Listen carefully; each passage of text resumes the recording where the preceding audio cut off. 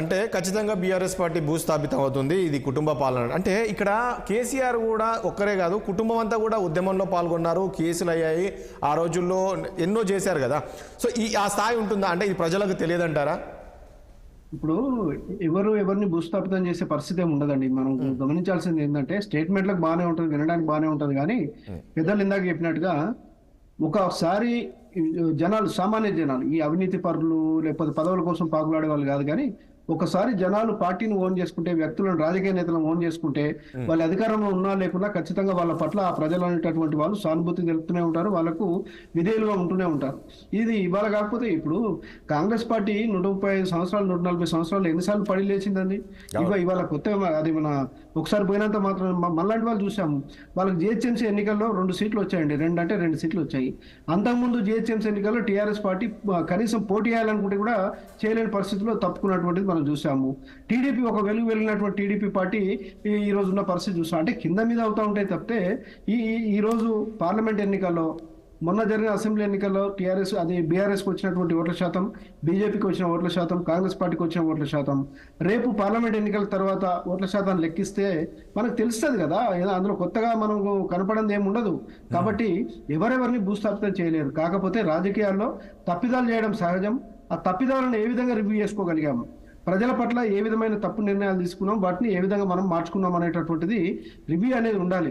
దురదృష్టం ఏంటంటే ఎక్కువ వరకు ప్రాంతీయ పార్టీల్లో, సంగప్ప గారు చెప్పిన దానిలో ఒకటి నేను ఏకీభవించేది ఏంటంటే, ప్రాంతీయ పార్టీల్లో ఇతర నేతలు ప్రశ్నించడం కానీ, వాళ్ళ పట్ల నిరుత్సాహం తెలపడం కానీ, నిరసన తెలపడం కానీ తక్కువగా ఉంటుంది. ఎందుకంటే ఏమనంటే పార్టీల నుంచి తీసేస్తారేమో, ఉన్నత పార్టీ పదవి నుంచి ఉడబిక్తారేమో, ఇంటికి పంపిస్తారేమో, రేపు సీట్లు ఇస్తారో ఇవ్వరేమో అనేటటువంటి ఒక అపోహ ఉంటుంది, భయం కూడా ఉంటుంది. దాన్ని నేను తప్పుపట్టట్లేదు. కాకపోతే రానున్న రోజుల్లో ఇలాంటి విధానాలను కూడా మార్చుకొని ఖచ్చితంగా రాజకీయ పార్టీలు అన్నప్పుడు రాజకీయాలు చేసేటటువంటి అందరి నేతలకు సమాన అవకాశాలు, సమాన వాక్ స్వాతంత్రం ఇచ్చేటటువంటి విధంగా మారితే వాళ్ళు రావడానికి ఆస్కారం ఉంటుంది. ఇప్పుడు ఎన్సీపీ లాంటి పార్టీని చూసామండి మనము, శివసేన లాంటి పార్టీని చూసాం మనము, ఇవాళ డిఎంకే, ఏఐఏడిఎంకే లాంటి పార్టీని చూస్తా ఉన్నాం, బెంగాల్లో మమతా బెనర్జీ గారి పార్టీని చూస్తా ఉన్నాం, తృణమూల్ కాంగ్రెస్, ఒడిశాలో నవీన్ పట్నాయక్ గారిని చూస్తా ఉన్నాం. ప్రాంతీయ పార్టీలు వాళ్ళు కూడా అధికారాన్ని కోల్పోయారు, మళ్ళొచ్చారు, మళ్ళీ పోయారు, మళ్ళొచ్చారు. అయితే ఇది ఒక్కసారి ఊడిపోయినంత మాత్రాన ఏదో జరిగిపోతుంది, ఆ క్రియేట్ అయిన వ్యాక్యూమ్ మేమే వాడుకుంటాం, అంతా మా పట్లే. మనం గమనించాల్సింది ఏంటంటే పార్లమెంట్ ఎన్నికలు వేరు, రాష్ట్రానికి జరిగే అసెంబ్లీ ఎన్నికలు వేరు. అసెంబ్లీ ఎన్నికలు వచ్చే ఫలితాలను అసెంబ్లీకి చూడాలి. పార్లమెంట్ ఎన్నికలు అంటే ఖచ్చితంగా జాతీయ పార్టీల పట్ల ఖచ్చితంగా కొంత మేరకు హెడ్జ్ అనేది ఉంటుంది, దాన్ని వీళ్ళు ఖచ్చితంగా వాడుకుంటుండవచ్చు. కాకపోతే రానున్న తర్వాత జరిగేటటువంటి అసెంబ్లీ ఎన్నికల వరకు మాత్రం ఇది ఎలా ఉండబోతుంది అనేది ఇంప్రూవ్మెంట్ అనేది ఉంటుంది. నేను ఇవాళ టీఆర్ఎస్కి వస్తున్నాయా లేకపోతే ఇంకో ప్రాంతీయ పార్టీ వస్తుందా, వీళ్ళు చేసినటువంటి తప్పు ఇప్పుడు ప్రజల్లోకి వెళ్ళి మేము తప్పు చేశామని ఒప్పుకోవడానికి కూడా ఈరోజు బీఆర్ఎస్ పార్టీ వాళ్ళు సిద్ధంగా లేరు.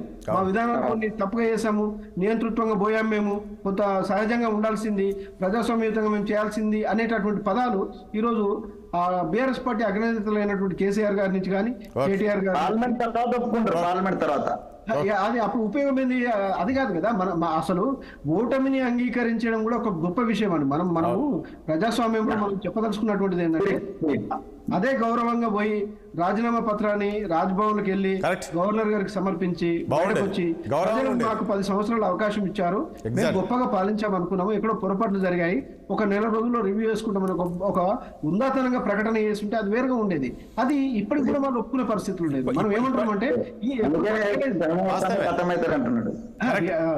రియలైజేషన్ అనేది మనిషికి అవసరం అండి. ఇప్పుడు నేను ఇప్పటినే ఇక్కడ మాట్లాడితే లైవ్ అయిపోయే లోపే వెంకటస్వామి నేను ఈ మాట పొరపడినాననే తప్పుగా అనుకోకండి, ఓపెన్గా చెప్పాను. నేను మీకు ఫోన్లో చెప్పడం కాదు, నేను మీకు ఓపెన్గా చెప్పాలి. మీ పెద్దతనానికి లేకపోతే సంగప్ప గారు మాట్లాడుతూ ఉంటే నేను అడ్డుపడి తప్పు మాట్లాడితే కూడా సంగప్పని అట్లా కాదే నా విధానం చెప్పాలి. కానీ నేను మొహమాటానికి పోయి నేను ఏదో నియంతృత్వంగా ఉంటాను లేకపోతే ఇట్లా అంటే కనుక ప్రజలు ఇది గమనిస్తాం, మన అందరినీ గమనిస్తారు, పార్టీలను గమనిస్తారు, నేతల పోకడలను గమనిస్తారు. ఎందుకంటే ఇప్పుడు ఒక మాట గుర్తొస్తుంది రాజేష్ గారు, ఇక్కడ పొన్నాల లక్ష్మయ్య గారు పార్టీ నుంచి వెళ్ళిపోయినప్పుడు రేవంత్ రెడ్డి గారు ఒక మాట అన్నారు, ఈ వయసులో మీకు ఏం పోయే కాలమో ఏదో వాడినట్టున్నారు, సబ్జెక్టివ్ కరెక్షన్, ఇప్పుడు ఎందుకు పార్టీ మారేమనే విధంగా. మరి వాళ్ళు కేకే మారుతుంటే బీఆర్ఎస్ నుంచి అదే స్టేట్మెంట్ వస్తుందేమో. కడియం శ్రీహరి గారు మారుతా ఉంటే, ఆయన ఫ్యామిలీ మారుతా ఉంటే బీఆర్ఎస్ పార్టీ నుంచి అదే ప్రకటన వస్తుందేమో. ఎందుకంటే నేను మీకు ఇదే చెప్పాను వేణుగోపాల్ రెడ్డి గారు, పాయింట్ అర్థం కాలేదు. వేణుగోపాల్ రెడ్డి గారు దయచేసి వేణుగోపాల్ రెడ్డి ఇక్కడ వేణుగోపాల్ రెడ్డి గారు కాదు వేణుగోపాల్ రెడ్డి గారు ఇక్కడ పాయింట్ అది నేను చెప్పింది. వీళ్ళు పార్టీ మారుతూ ఒక ఆరోపణ చేసి వెళ్తున్నారు, గుర్తుపెట్టుకోండి. ఒకటి అవినీతి ఆరోపణలు, ఒకటి ఈ అంశం తెస్తున్నారు కదా. అక్కడ పొన్నాల లక్ష్మయ్య వెళ్ళింది వేరు, ఇక్కడ వీళ్ళు వెళ్తుంది వేరు కదా. ఇక్కడ ఒక షరతు మీరు గమనించాల్సింది ఏంటంటే, మీకు ఇక వేరే షరతులు లేవు. మీరు తిట్టాల్సినంత తిట్టి, మీరు చేయాల్సినంత చేసి వస్తేనే. ఇంతకుముందు వాళ్ళదే చేశారు. ఇవాళ బీఆర్ఎస్ లోకి వచ్చినప్పుడు కూడా వాళ్ళు తిట్టి వస్తేనే టికెట్లు ఇస్తాం. ఎందుకంటే ఉన్నంత దుమ్మంతా ఎత్తిపోసేసేసి ఎంత అబాస్ పాలు చేసి వస్తేనే కదా ప్రజలు కూడా ఈయన పెద్ద మనిషి, ఈయన కూడా తిట్టాడంటే నిజమేనేమో అని చెప్పడానికి.